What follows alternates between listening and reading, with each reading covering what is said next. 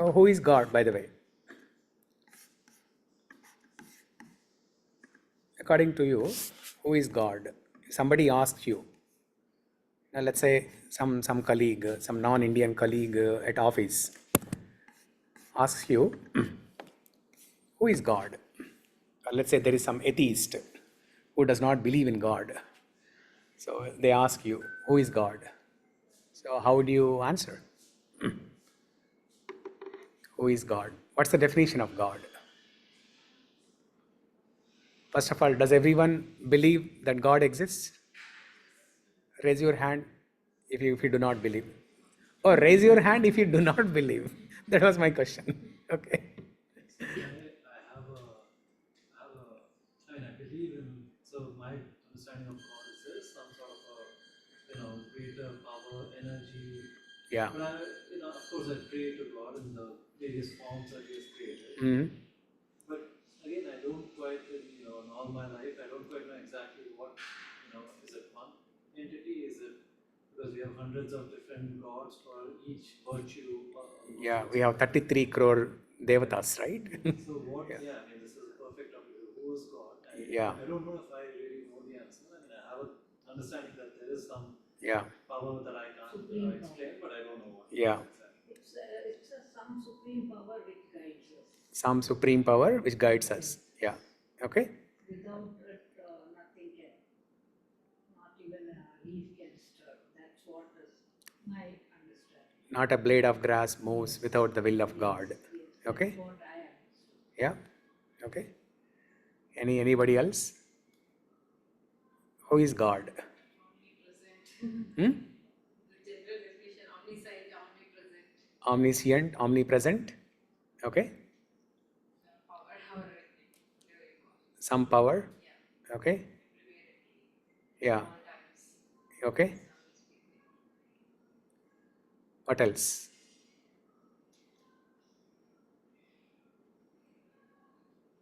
Prashant? Yes, Prabhu. So, yeah, I think kind of similar to the other answers. Supreme power, who has visibility into whatever is happening in the world and who guides sort of people to do the right thing. Yeah. Okay. So some superpower. Yeah. Yeah, that's the general understanding, right? Majority of the people, they think God has some superpower. So they don't have an understanding of who God is. They do not know how to define God. And that was my situation too before attending Bhagavad Gita courses. Before I read Bhagavad Gita, I did not have a proper understanding of who God is. All of us have some vague understanding. Okay? Majority of the problem is we were never given this information actually. Neither our parents nor our grandparents, nor any temples that we went to since childhood. Nobody gave this knowledge to us. Temples are supposed to be educational institutions. But generally what we do when we go to temple? We just pray, we sit there for 5-10 minutes, we ring the bell. At least in this temple we have a bell. Some Amish temple there's no bell also. So at least here you get teerdam. Some Amish temple there's no teerdam also. You take some teerdam and then prasadam and then go home. That's all. And any list of desires that you have, you offer a list of desires to God and make a prayer to fulfill all those desires and then go home. But other than that, we don't know anything else. So we have gone to the temple many times. We have seen God several times, but we do not know who is God. It's like you're seeing some person every day, but you don't know who that person is. You don't know who that person is. You don't know anything about that person. You don't know the qualities of that person. You don't know whether that person is good or bad. So it's very important to know about God. So let's try to define who God is.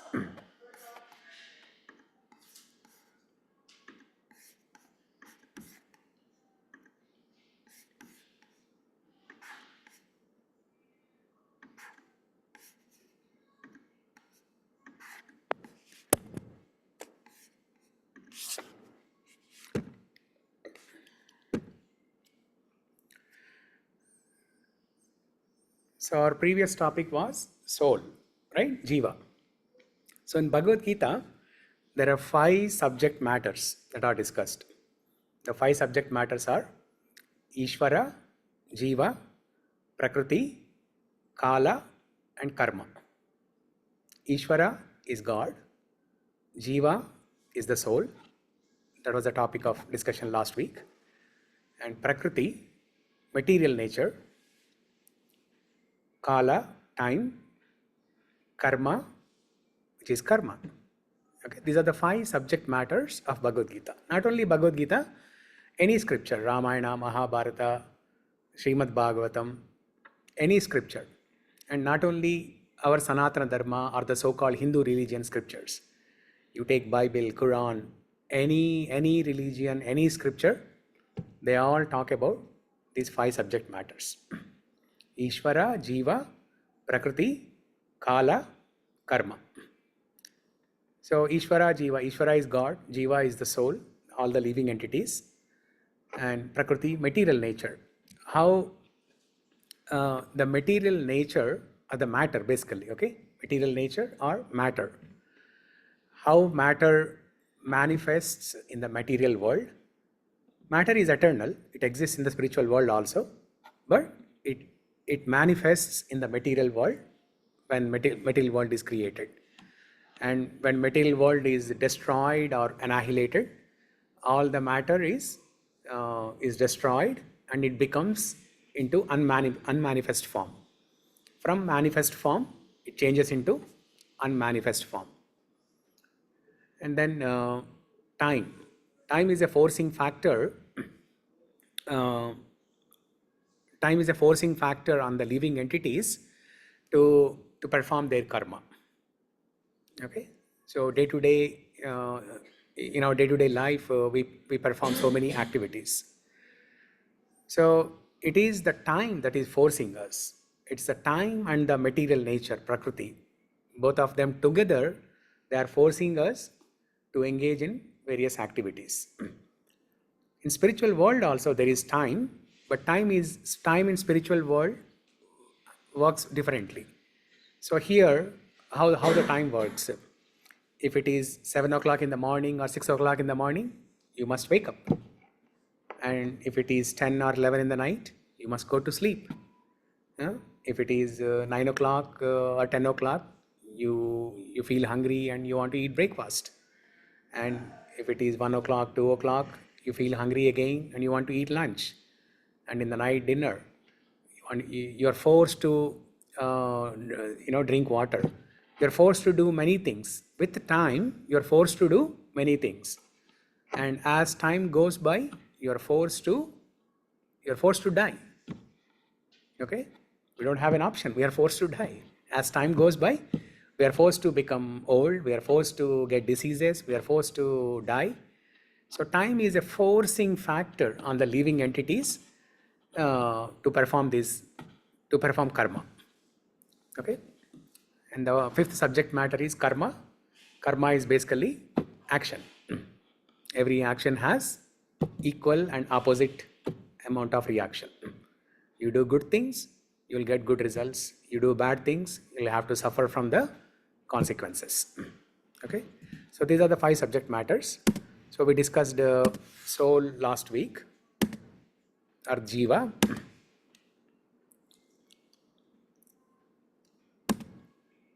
So this is what we discussed in last topic, who am I? We discussed soul is eternal, body is temporary, and soul is indestructible, immutable. The soul transmigrates from one body to another body at the time of death, just like how we change clothes, how we get rid of old and torn clothes and get new clothes. At the time of death, soul transmigrates from one body to another body. Uh, and we discussed many other details about the soul. If you want, you can sit. It's a Bhagavad Gita class. Feel free to sit. Yeah.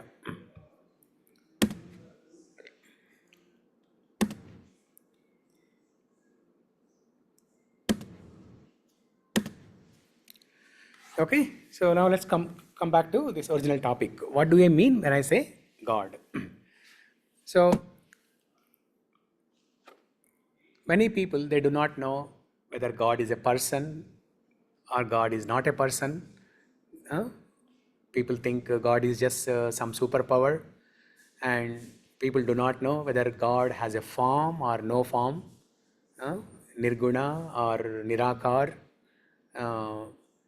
So they do not know all these things. So let's try to understand all these details. Definition of God. We discussed this during the second topic. Does God exist?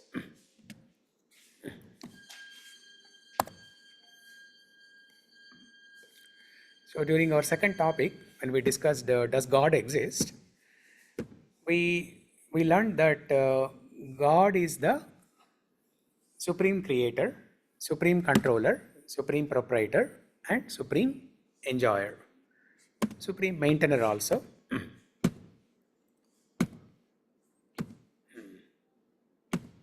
Okay, let me go back. Yeah. So we learned that God is that one who created everyone, or who is the cause of everyone, and he has no cause. Sarva Karana Karanam. Okay, in Brahma Samhita, Brahma says, Ishvara Parama Krishna Sachidananda Rupa Anadiradir Govinda Sarva Karana Karanam. God is that personality who is the source of everybody, but he has no source. He is eternal. We are also eternal, but in the material world, who created us? It's God. God created us in the material world. But in the spiritual world, we are also eternal. Nobody created us, not even God. Just like how God is eternal, we are also eternal. In the spiritual world, everybody is eternal. That's the definition of eternality, right? Eternality means no beginning, no ending. Anadi, Ananta. Anadi, Ananta. No beginning, no end. There was no specific date that you can say that, okay, this is the date on which God created us. God did not create us. God and all the spirit souls, we exist eternally. Okay. So he is the cause of all causes and the ultimate source of everything that exists. Even though he has not created us in the spiritual world, but we cannot exist without him. Just like the sun rays cannot exist without sun. Okay, there is sun disk, and then there are sun rays. The sun rays cannot exist without sun disk. Okay? So, okay, let me mute this line.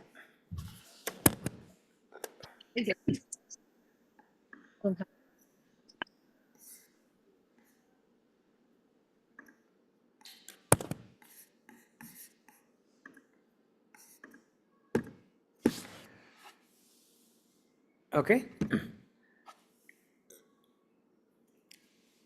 So just like how sun disk and sun rays analogy, the sun rays cannot exist without the sun disk. Similarly, the spirit souls cannot exist without God.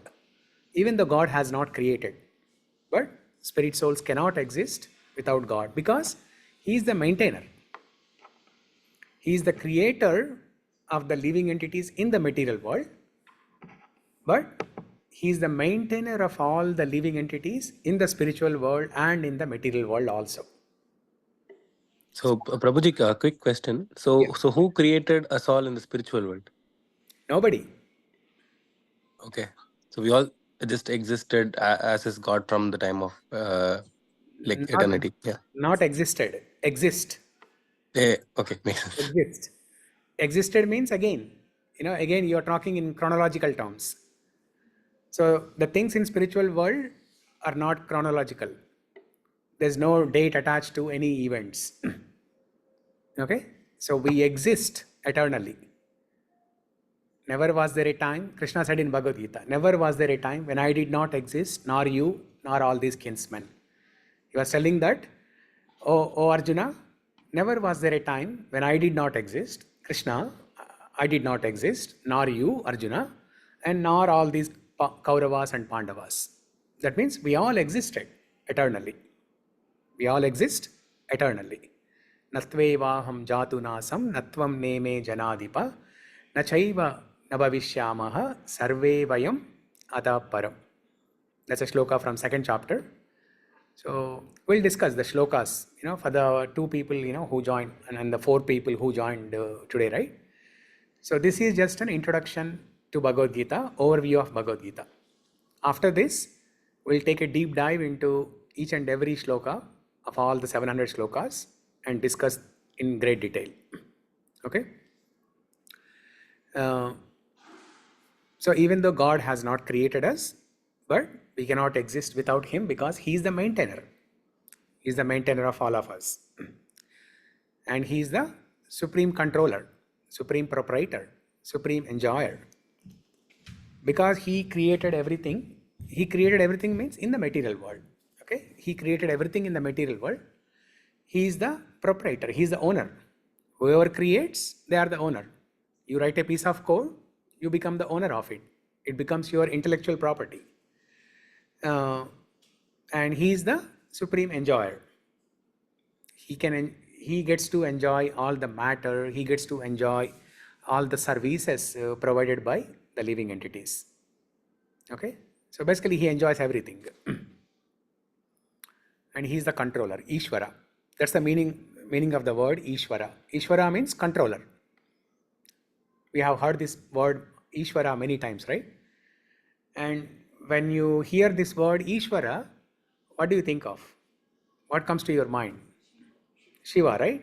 Parameshwara. Okay? But we are going to understand who is that Parameshwara today. Okay? Who is that Parameshwara or who is that Ishvara? We are going to understand today. Okay? But just remember the word Ishvara means controller. Okay? So now, in order to understand how things work in the spiritual world, let's take a look at how things work in the material world. In the material world, in any ministry, in any country, there will be president, and there are some ministers or administrators who are responsible for maintaining different departments. There is a home minister who maintains the police department. There's a finance minister who maintains finances of the country. And there is a defense minister who is responsible for maintaining the army. And these ministries or administrative departments, they exist at different levels. They exist at city level, state level, country level. Okay? So just like how we have these different administrative departments in the material world, such departments also exist in spiritual world, and there are some ministers who rule that department. So let's try to understand.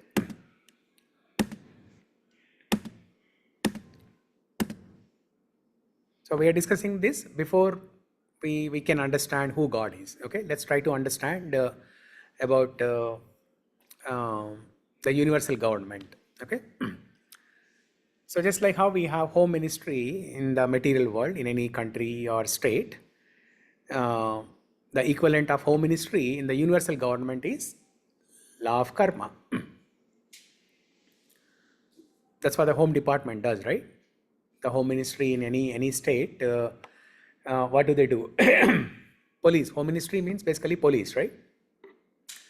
So they establish a set of rules.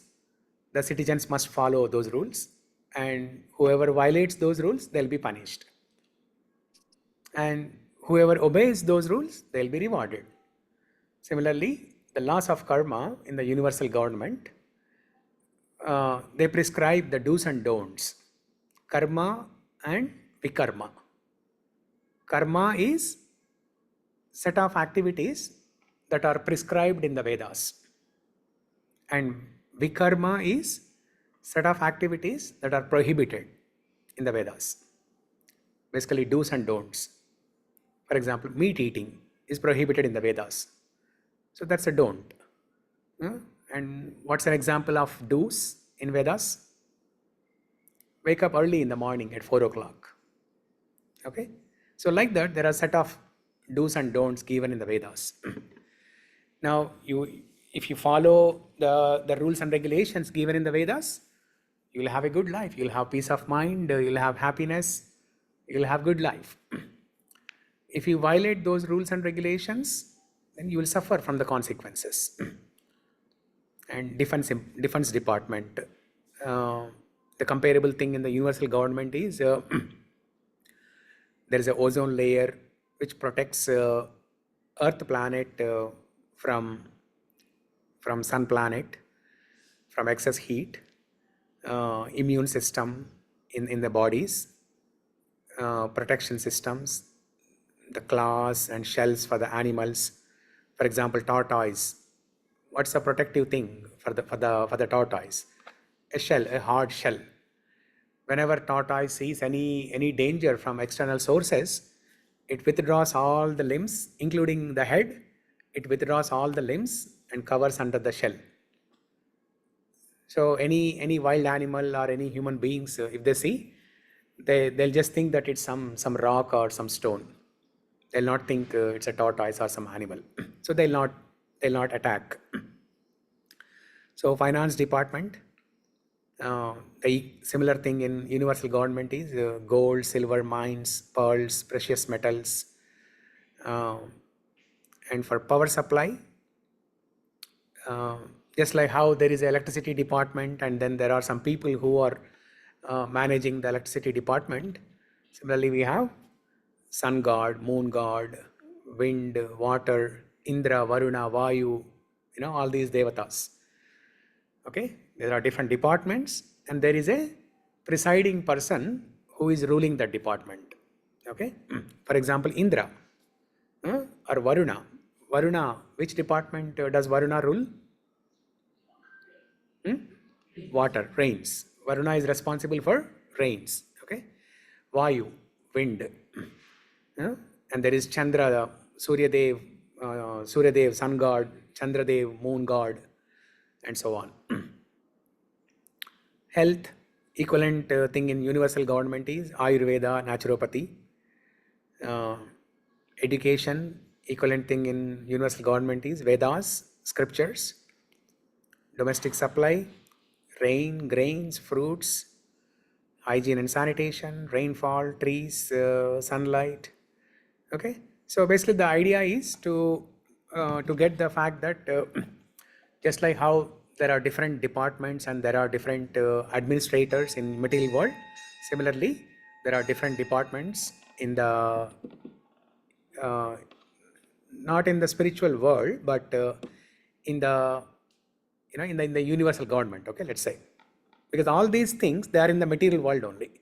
For example, Indra, Varuna, Vayu, all these devatas, they are in the material world. They are not in the spiritual world. Okay, so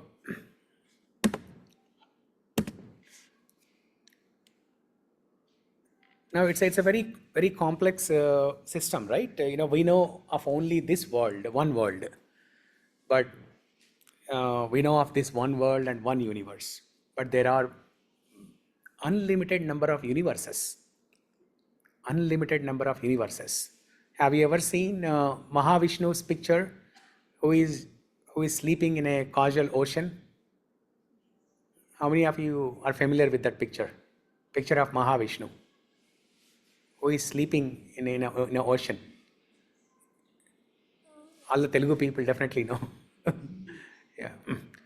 Okay. So Mahavishnu, when he is just sleeping or lying down in the ocean, whenever he breathes, As he exhales, the Brahmandas come out of his exhalation. And as he inhales, all the Brahmandas, all the universes are annihilated or destroyed, and they go into the tummy of Mahavishnu. Simply by his breathing. Now, when we breathe, what happens? Nothing happens. We just survive. Okay? But when Mahavishnu breathes, with every exhalation, unlimited number of universes are created. And with every inhalation, all those universes are destroyed and annihilated. And they're hibernated in the tummy of Mahavishnu. Okay? So we'll understand all these details as we discuss further topics. Okay? So it's a very complex system. We know about only this one world and the 7 or 8 or 9 planets and then one universe, but there are billions of universes, unlimited number of universes.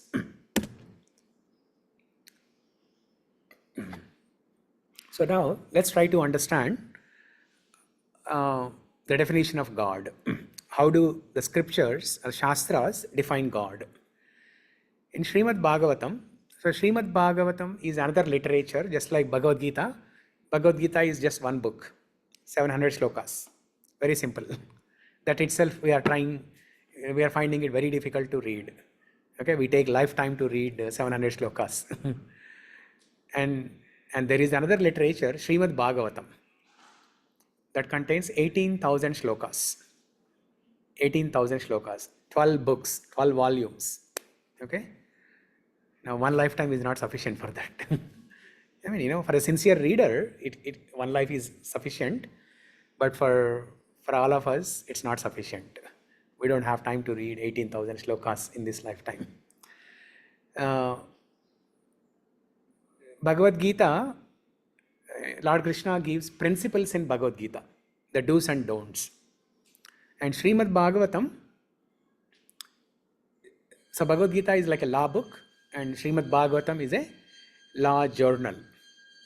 So when you go to any attorney and you present your case, so the attorney looks at the law book and he finds out how he can contest your case.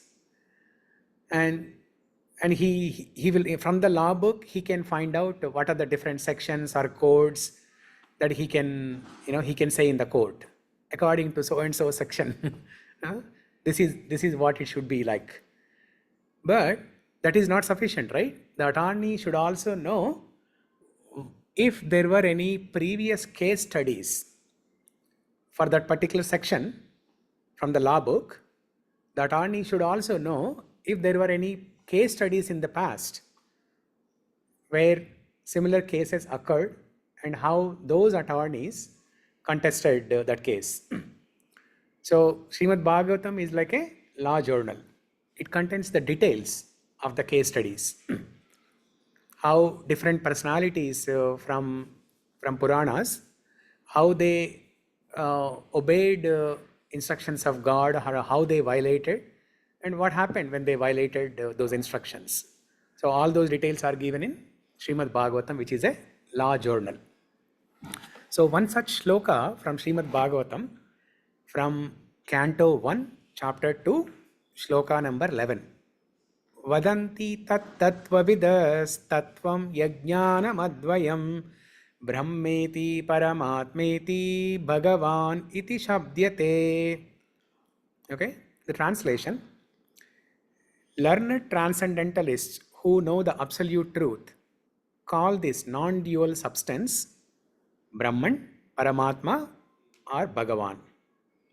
Okay, if it is too technical, just don't worry about it, and you don't even have to worry if you don't understand the shloka. So basically, what this shloka tells is there are 3 aspects of God. What are the 3 aspects? Brahman, Paramatma, and Bhagavan. These are the 3 aspects of God. Just like how sun has 2 aspects. What are the 2 aspects of sun? The sun disk and then the sun rays. Sun disk you can see. Okay, that's the physical form of sun. But what we don't see is the sun rays. Okay, I mean in the pictures you can see the straight lines, but when you actually look at the sun, you don't see those straight lines. Okay, so you actually don't see sun rays, but it's an aspect of sun. It's an aspect of sun that you cannot see. What you can see is that sun disk, if you can see. Okay, by the time you try to see, your eyes will be burning. Okay, so similarly, God has three aspects: Brahman, Paramatma, and Bhagavan. Now we'll try to understand what are these three different aspects of God. The first one is Brahman. Sarvam Kalu Idam Brahma. Sarvam Kalu Idam Brahma. That means God exists everywhere, or God is pervading everywhere in this universe. God is there in this wall, God is there in this floor, God is there in us, God is there in this laptop, God is there in this table, God is there in this phone, God is there everywhere. Okay, Sarvam Kaluidam Brahma. That's the definition of Brahman. God exists everywhere in his unmanifested energy. God exists everywhere in this universe, in every atom, every single atom, every living entity, every single atom, both moving and non-moving, in everything. God exists in everything in his unmanifested form or in his unmanifested energy. Unmanifested means a thing that you cannot see. Just like the sun rays, you cannot see, but sun rays exist. Similarly, the Brahman aspect of God, which is the energy that's pervading everywhere in this universe, we cannot see that. It's in the unmanifested form. It is some aspect of God. But the important thing to know is that itself is not God. It is just one aspect of God. Just like sun rays, we cannot call sun rays as sun. Sun rays are some aspect of God. Similarly, Brahman is an aspect of God. Brahman itself is not God. Okay? Next. So where it is mentioned, what's the Shastrik Praman or reference for this? In Bhagavad Gita, chapter 9, shloka number 4, Lord Krishna himself tells this. By me in my unmanifested form, this entire universe is pervaded. Maya tadam idam sarvam jagad avyakta murtina. Okay? Krishna himself mentioned that in his unmanifested form, he exists everywhere in this universe. Remember that story of Prahlad? How many of you know Prahlad's story? You don't know Prahlad's story? Okay. Yeah. So Prahlad, when Prahlad was asked by his demoniac father, Hiranyakashipu, Hiranyakashipu is a demon. So Prahlad is a son of demon, but he is a devotee of God. He is a devotee of Nrsingadev. So Hiranyakashipu, because he is a demon, he wanted everybody to worship him. He doesn't want people to worship Vishnu or Narayana or Krishna. Hiranyakashipu considers himself as God, and he wants everybody to worship him. But his own son, Prahlad, at the age of 5 years, he started worshipping Vishnu. And that is something Hiranyakashipu did not like it. So one day when Hiranyakashipu asked, does your God exist in this pillar? He pointed to one pillar in his house or in his palace and asked Hiranyakashipu, you are saying God exists everywhere, right? Your Lord Vishnu exists everywhere, right? Does he exist in this pillar? Hiranyakashipu knows that There's no God in that pillar. Because he personally supervised the construction of his palace. So he knows what went in which corner of the palace. So he knows for sure that there is no God in that pillar. So he asked Prahlad, does God exist? Is your God existing in this pillar? And Prahlad responds to his father saying that, is there any place where my Lord is not existing? Is there any place where my Lord is not existing? You are asking this specific thing, that if my Lord exists in this pillar or not. But my Lord exists everywhere. There is no place where my Lord does not exist. Okay? So similarly, just like what Prahlad mentioned, so God in his unmanifested form, as his energy, he exists everywhere in this material world. And that's how he maintains the things. That's how he guides people. Remember in the last session, who am I? We discussed soul and super soul, right? So super soul exists in every living entity, and super soul is the one who guides us. Anything that we want to do, it is the super soul that guides us. Okay? Whether you want to go from here to your home, it is the super soul that guides us. Or how you want to progress on this path of spirituality, it is the super soul that guides us. Or how you want to do various things in your life, it is the super soul that guides us. Every action of us is guided by super soul. Without super soul's permission and sanction, nothing happens. We cannot do anything. We cannot eat, we cannot sleep, we cannot breathe. We are all sleeping, right? In the night, we are all sleeping. Now, who is breathing? Are we the one who is doing the conscious activity of breathing? No, we are not breathing. It's not our own effort. It is the super soul who is doing that for us. Okay? So in his unmanifested form, he exists everywhere. Now the second aspect of God is Paramatma. So what's the first aspect?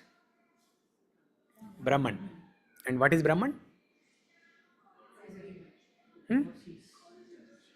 The energy, the unmanifested form or energy of God that pervades this entire universe. Okay? Now second aspect is Paramatma or super soul. Atma is soul, Paramatma is super soul.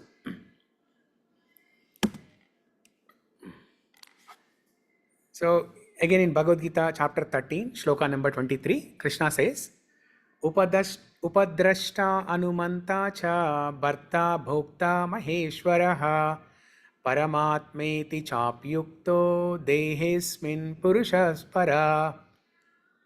Yet in this body there is another, a transcendental enjoyer, who is the Lord, the Supreme Proprietor, who exists as the overseer and permitter, and who is known as Super Soul. In simple words, besides the soul in the living entity, whether it is human beings, trees, animals, every living entity, besides the soul, there is another entity who is sanctioning our activities, who is overseeing and sanctioning our activities. Overseer and permitter. Upadrashta, Anumanta. So who is that entity, or what is that entity? That is super soul. So in our heart region, there is soul, and then besides the soul, there is super soul. Just like the soul and super soul are like two birds sitting on the same branch of the tree. The super soul is always looking at the soul. All the actions that the soul is performing, the super soul is simply watching all the actions and sanctioning. Okay? So it is not like sanctioning everything. Whatever the soul desires and whatever the soul deserves. Okay? There is a desire and then deserve. If somebody has a desire that I want to become a billionaire, simply having a desire is not enough. You need to become eligible to become a billionaire. So there is a desire and then deserve. So the super soul, he is the overseer and permitter of our actions according to our desire and what we deserve. He only fulfills what we deserve. He does not fulfill what we deserve. If you are not qualified, he will not make it happen. Okay. You may desire to become a billionaire, but if you are not qualified yet, he will not sanction that.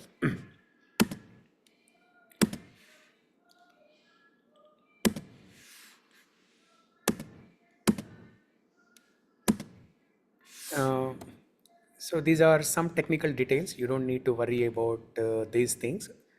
We'll discuss later, as we progress to the later chapters of Bhagavad Gita. Because if we discuss these two technical details, it may be overwhelming.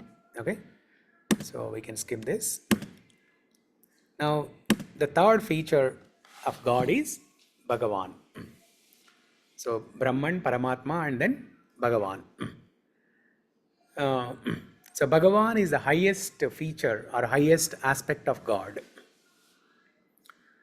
So who is Bhagavan, or what's the definition of Bhagavan? The word Bhagavan, the Sanskrit word Bhaga means opulence. Bhagavan means one who possesses the opulence. Like you might have heard the words Vidwan, right? Vidwan. What's the meaning of the word Vidwan? Learned. Any other similar words?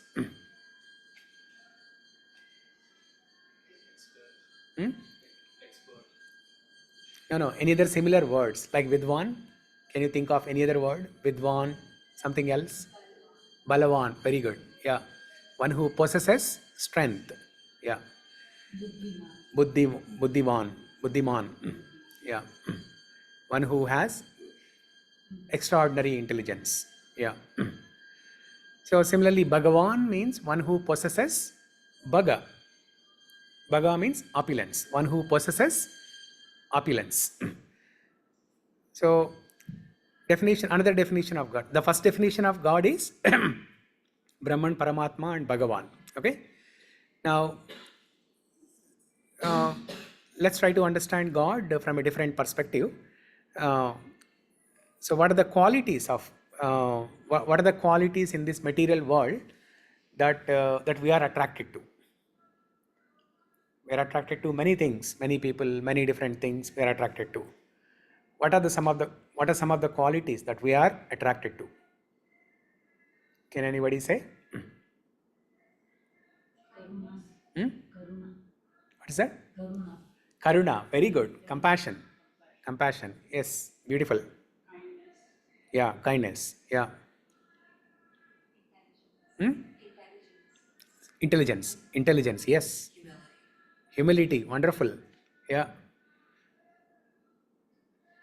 In fact, Lord Krishna describes a list of 26 qualities in chapter 13. And the first quality is humility. The Lord Krishna says the spiritual progress starts with humility.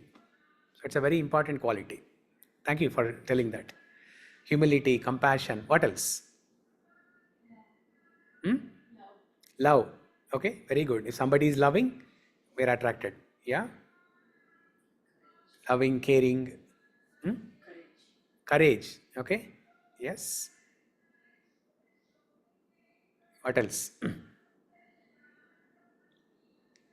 Richness. Right? If somebody is rich, we're attracted. And beauty.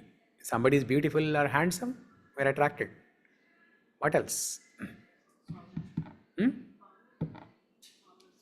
Power. Very good. Yeah.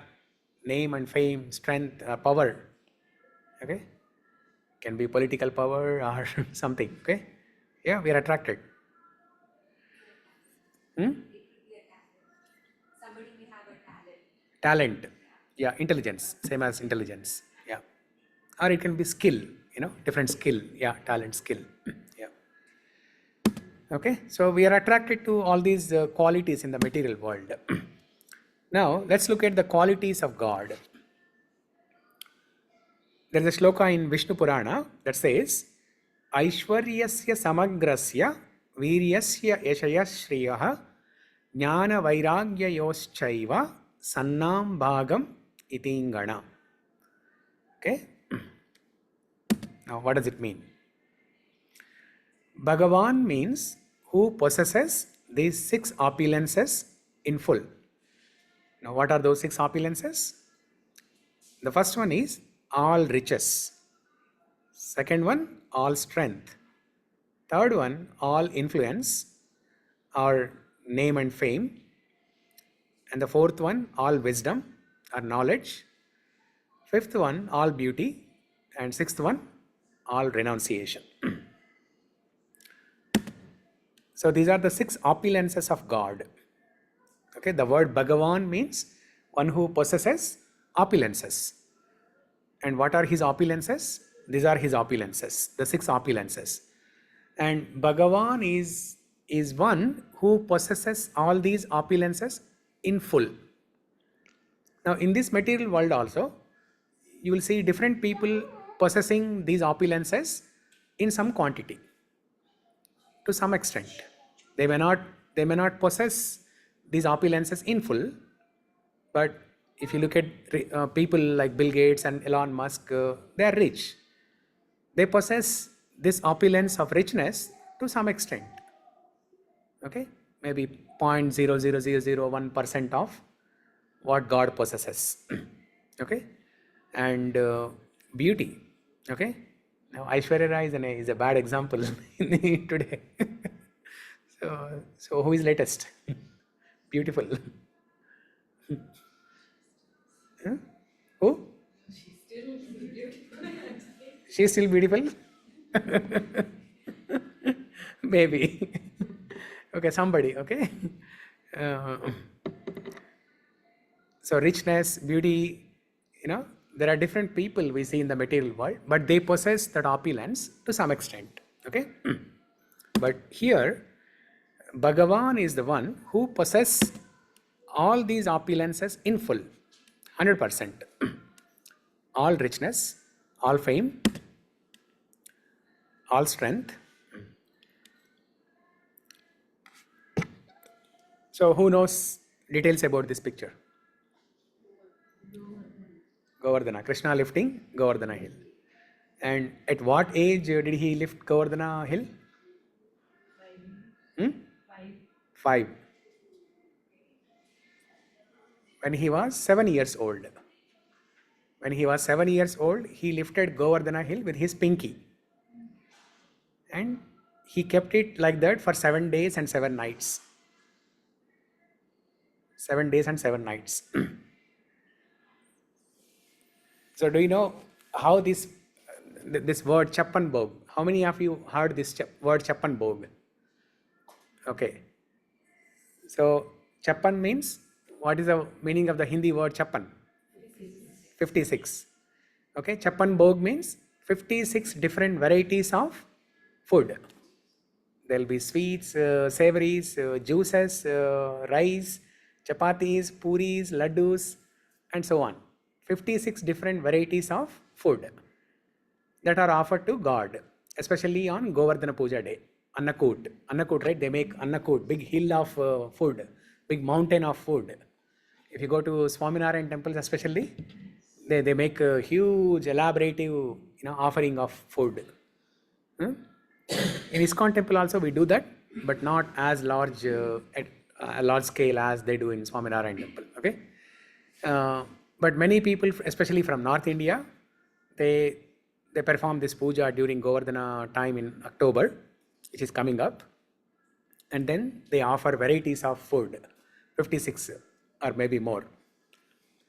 So Lord Krishna lifted Govardhana hill for 7 days and 7 nights. Now Mother Yashoda, who is the mother of Lord Krishna, she used to feed Krishna once in 3 hours. Every 3 hours she used to feed some food.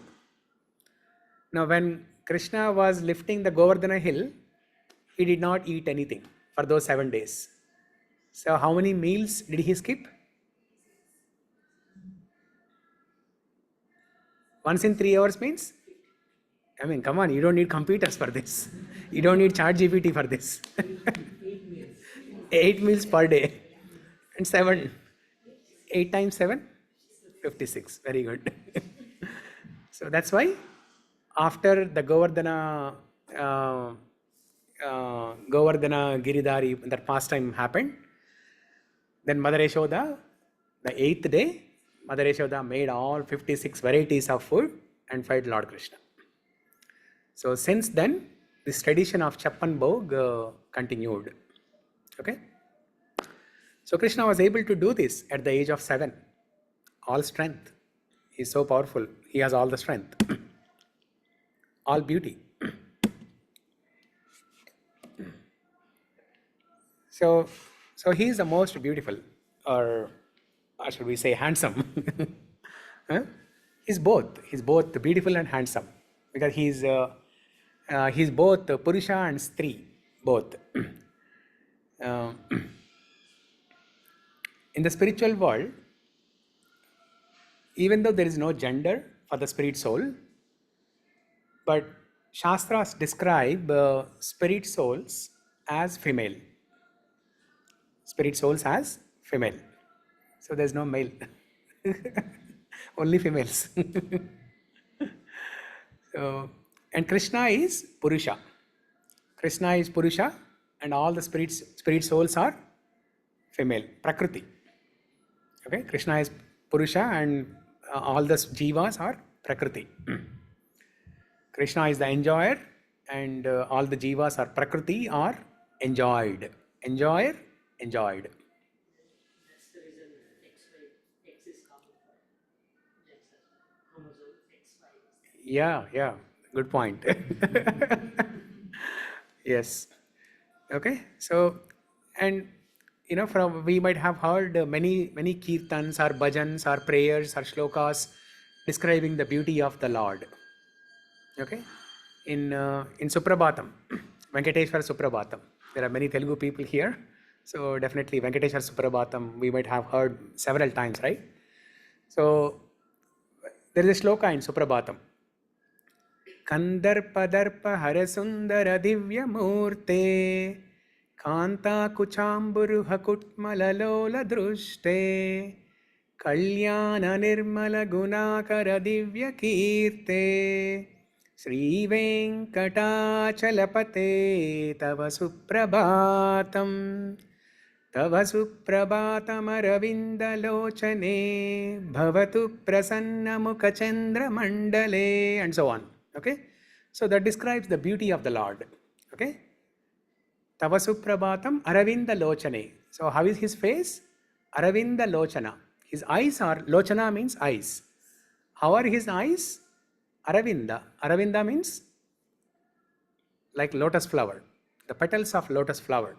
His eyes are like the petals of lotus flower. So like that, every part of the Lord is described, how beautiful it is.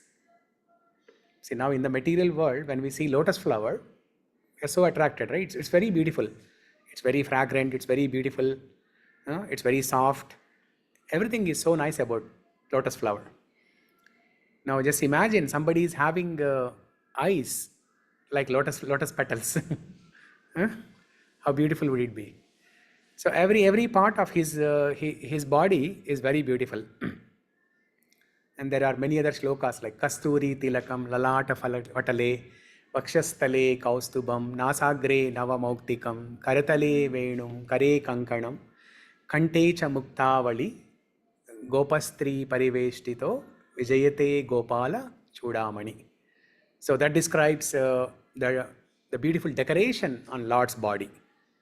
Okay, there are many shlokas, okay, describing the beauty of the Lord. All knowledge, all the scriptures, all the Vedas, the entire Vedic knowledge emanates from Krishna. Srimad Bhagavatam, Bhagavad Gita, Mahabharatam, Ramayanam, everything emanates from the Lord. Okay? Nobody has, it's not like man-made. The Vedic literature is not man-made. It comes from the Lord. There is a specific term in Sanskrit that is used to describe the Vedic literature. It's called apaurusheya. Paurusheya means something that is man-made. Apaurusheya means not man-made. It comes from God. Everything emanates from God. All renunciation. So this is the sixth opulence. So what are the previous five opulences? Who remembers? All rich, all richness, okay? Huh? All strength, beauty, knowledge, yeah, four, huh? Influence, name and fame, okay? Power or name and fame. These are the five opulences. Now the sixth one is very interesting one, all renunciation, sannyasa. Now somebody who is very rich, who is very beautiful or handsome, who is very powerful in the society, who has all the knowledge, who is so mighty, will they be ready to renounce everything and become a sannyasi? No, right? If you ask Bill Gates to drive a car, to become a chauffeur driver for one of his employees for one day, just for one day, will he do that? No. But Lord Krishna did that. He acted as rickshaw driver for Arjuna, chariot driver for Arjuna, Partha Sarathi. The position of a chariot driver is non-different from rickshaw driver. It's a menial service. It's a menial service. A service of low nature, very low nature, which nobody is ready to do actually. But Krishna was ready to do that. He was ready to ride the chariot for Arjuna. Drive the chariot for Arjuna. Okay? So, despite possessing all the other five opulences, despite being so beautiful, so handsome, or despite being so rich, despite being so powerful, despite being so mighty, he is able to renounce everything and be detached from everything. That's all renunciation. This is the sixth opulence.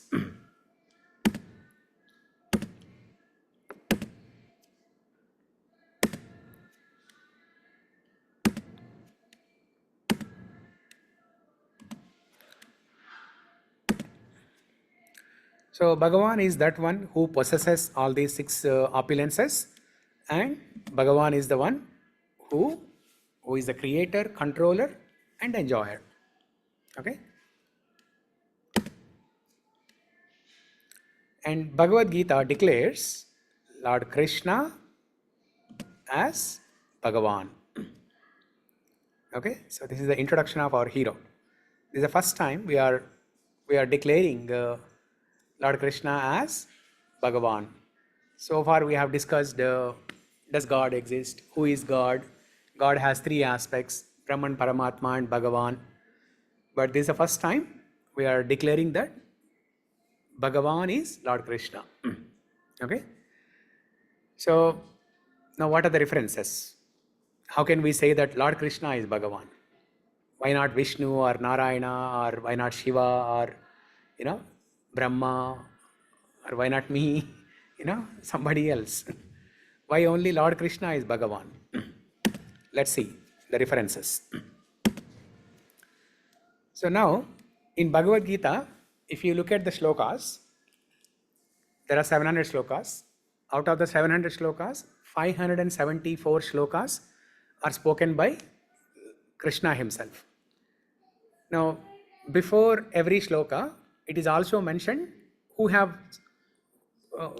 spoken that shloka. The very first shloka, Dharma kshetre kurukshetre samaveta yuyutsavaha mamaka pandavaschaiva kima kurvata sanjaya. Dhritarashtra uvacha. Dhritarashtra spoke. Dhritarashtra asks Sanjaya to describe what happened on the battlefield of Kurukshetra. He wanted to know what did Kauravas and Pandavas do after assembling on the battlefield of Kurukshetra. Obviously they fought, after assembling on the battlefield of Kurukshetra, obviously they fought, but he wanted to, Dhritarashtra, he's blind. That's why he could not go. He could not go to the battlefield. He wanted to know what exactly happened. He wanted to know all the details. Okay, the running commentary. So that's why he asked in the very first shloka of Bhagavad Gita, 1.1, chapter 1, shloka 1. All of your kids, they memorized this shloka in the Balagokulam class. Okay. So there it says, Dhritarashtra Uvacha. Uvacha means said, spoken. Dhritarashtra Uvacha means Dhritarashtra said. Now Arjuna Uvacha, Arjuna said. And there is Bhagavan, Sri Bhagavan Uvacha. Sri Bhagavan Uvacha means Bhagavan said, Lord Krishna said. Okay. So in Bhagavad Gita itself, it is mentioned Bhagavan, Sri Bhagavan Uvacha. Wherever Lord Krishna spoke those shlokas, it is mentioned as Sri Bhagavan Uvacha.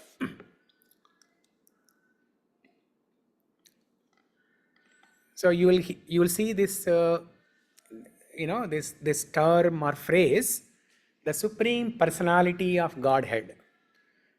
I mean, before reading Bhagavad Gita, we never heard this phrase, right? The Supreme Personality of Godhead.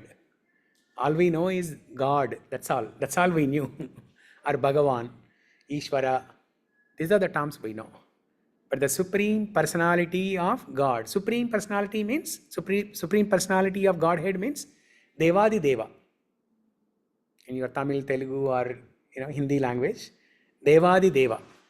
That means the Adipati of all the Devas. Deva of all the Devas. Devadi Deva.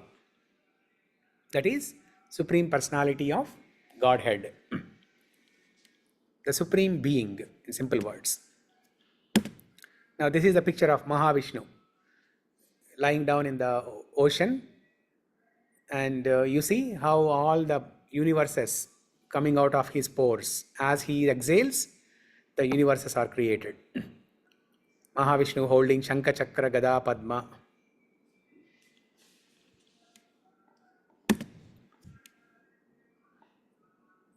So this is the shloka from Bhagavad Gita, chapter 9, shloka number 8. Prakritim swam avastabhya visrujami punah punaha bhutagramam imam kritshnam avasham prakriter vashat. Now here, there will be some references to explain the criteria of God. So what's the criteria of God? Whoever claims that they are God, they must be the creator, they must be the proprietor, they must be the enjoyer. Now if some bogus Baba in India, he comes and claims himself as God, he should meet this criteria. He should be able to create things, and when he creates things, obviously implicitly he'll become the proprietor, and again implicitly he'll be able to enjoy those things. So you should ask before you accept somebody as God. There are so many God men in India, right? Bogus God men. and millions of people blindly follow, worship that person as God. Okay? Which is a very sad thing. Because they do not have this knowledge of who God is. That's why whoever claims as God, they believe and they accept that person as God, and they blindly follow, they surrender everything, and then after some time they regret. Now Kalki Bhagavan, you might have heard, right? Kalki Bhagavan, Amma Bhagavan, these are all bogus people. They have big ashrams in India who self-proclaim themselves as God men. And there are a lot of followers actually. They pay thousands and lakhs of money just to get their darshan. Just to get their darshan, they pay so much money. So, very crazy. Because they have never read Bhagavad Gita. They do not have understanding of who God is. Prakritim Swam Avasta.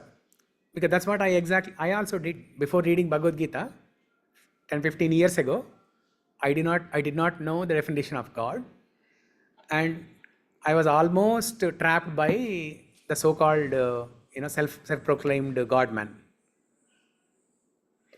I was almost trapped, and luckily I was saved, but I was trapped. It can happen to anyone. It can happen to our children. If we do not learn this knowledge and impart this knowledge to our children, it can happen to anyone. It can happen to anyone. And that's the most dangerous thing that can happen. Yeah. So here, Krishna is giving some references in Bhagavad Gita where he mentioned that he is the supreme creator, proprietor, enjoyer, and so on. So shloka number 9.8, Krishna says, I am the creator. Prakritim swam avastabhya visrujami punah punah. If you don't remember the reference, that's okay.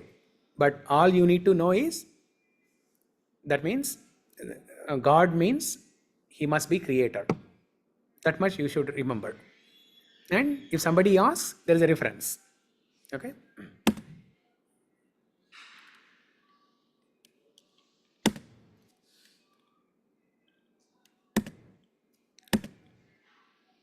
Next criteria is supreme controller. You should be able to control things.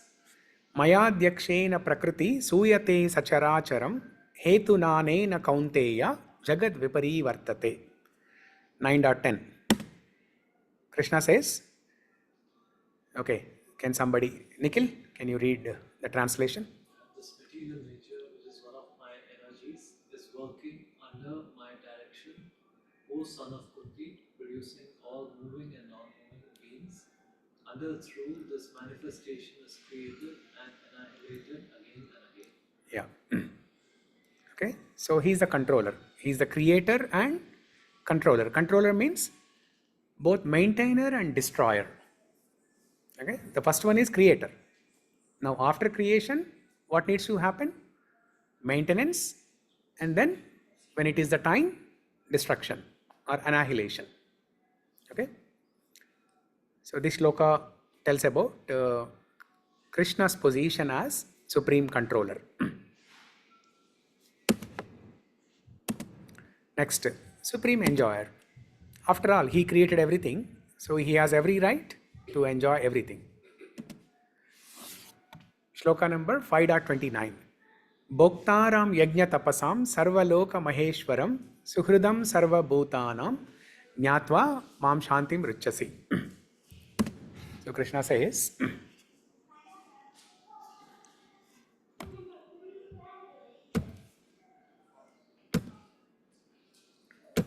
me go back.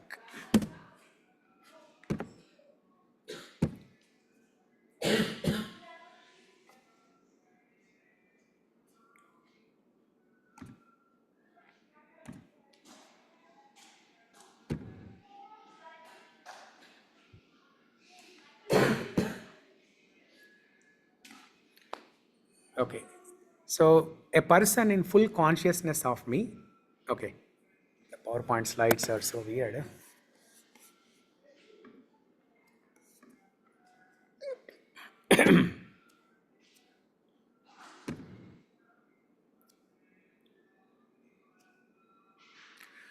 A person in full consciousness of me, knowing me to be the ultimate beneficiary of all sacrifices.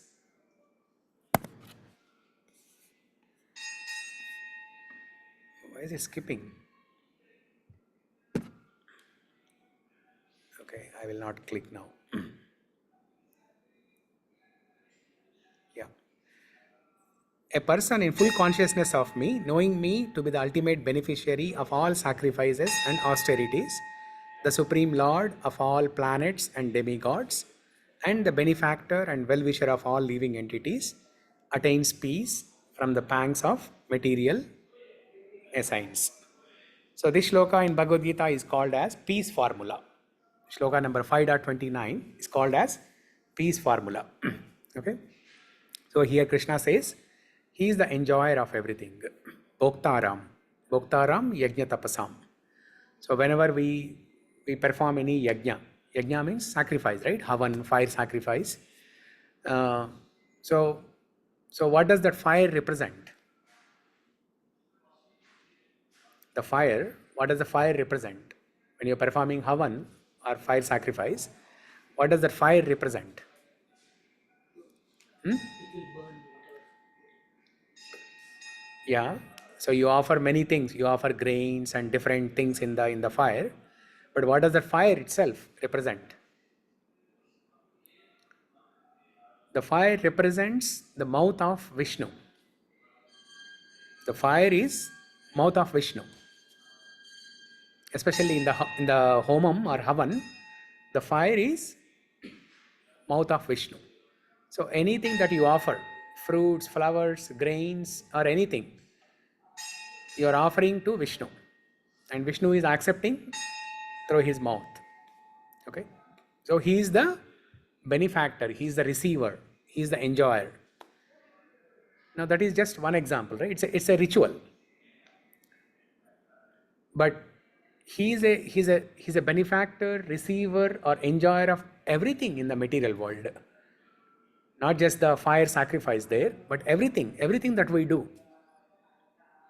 Everything that we do. He has every right to enjoy everything.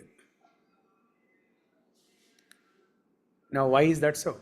We are doing all the hard work, and if he is enjoying, what am I going to do? Why should I even work, first of all? Why should I work 12 hours, 16 hours, 18 hours when Krishna has to enjoy everything? Remember the shloka, karmanye vadikaraste ma phaleshu kadachana ma karma phala heturbur ma te sangostva karmani. How many of you watched RRR? Huh? Remember this shloka from RRR movie? You don't remember this? Okay, you go and watch again. Yeah. So when Ramcharan was kept in that jail, almost there was no chance for him to escape. Okay? So he was kept in a very, what's the right word? Very,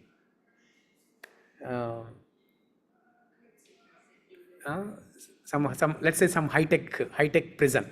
Okay? He cannot escape. Practically, there's no possibility for him to escape. Okay? There are big compound walls, and then there's no possibility for him to escape. And what does he do in the jail? What does he do in the jail? Huh? The push-ups. He was building his muscles. Why? He knows that there is no possibility for him to escape. Still, he was trying his best. And then while doing that, he recites this shloka. Karmanye vadikaraste ma phaleshu kadachana. So this is a shloka from chapter 2, 2.47. Chapter 2, shloka number 47, where Krishna says, you have every right to perform your work, but you are not entitled to the fruits of your action. You are not entitled to the fruits of your action. You have every right to perform your work, but you are not entitled to the fruits of your action. In other words, do your duty and do not be attached to the results of your action.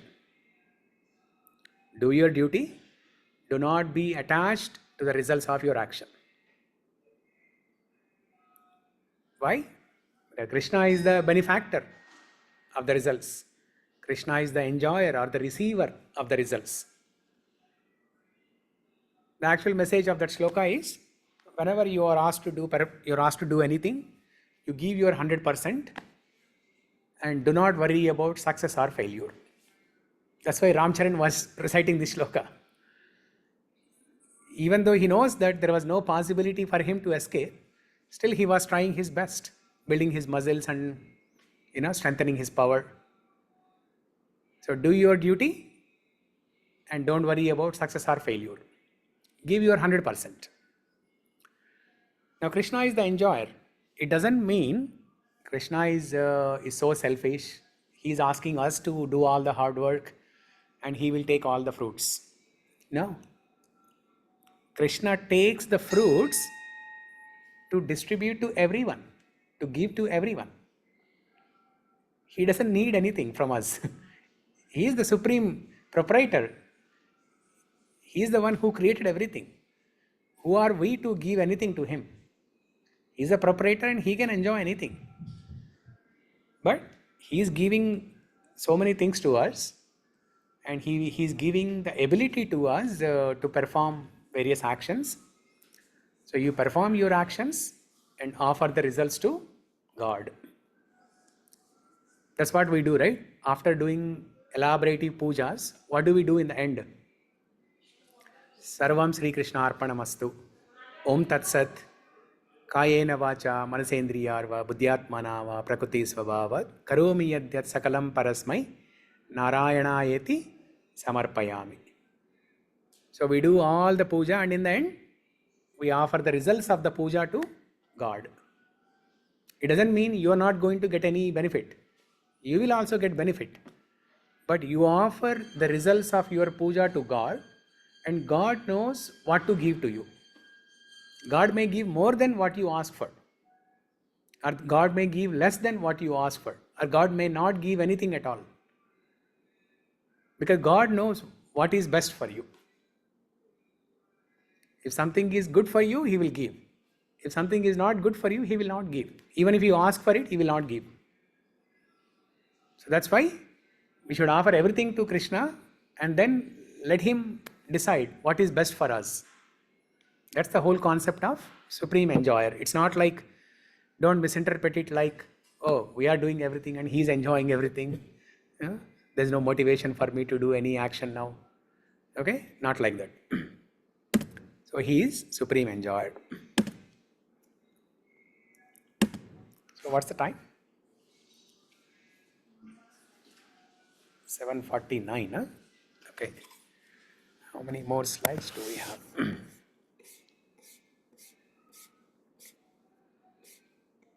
We have another 20 slides, I guess. Okay. Ayipindha, done? Okay. Yeah, I think we are also just wrapping up. I have more. You still have 5 more minutes? Oh, for us. Yeah, 5 minutes will be done. Yeah. So, did we finish one section at least?